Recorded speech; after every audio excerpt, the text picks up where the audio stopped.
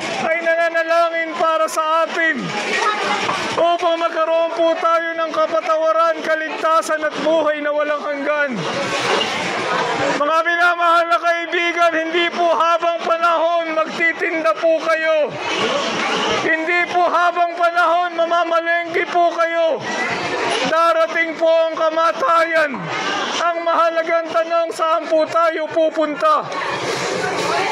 Wala pong nagsasabi ng ganito sa inyo, kundi ang inyo pong lingkod, kasi mahal ko po kayong lahat. Hindi po sekta o relihiyon. Ipapahamak pa po tayo ng sekta at relihiyon sa impyerno.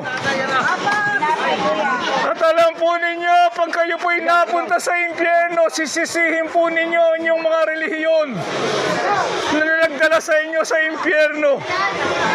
Napakahalaga po, mga minamahal na kaibigan, natanggapin po ninyo ang ating Panginoong Kristo upang magkaroon kayo ng kapatawaran,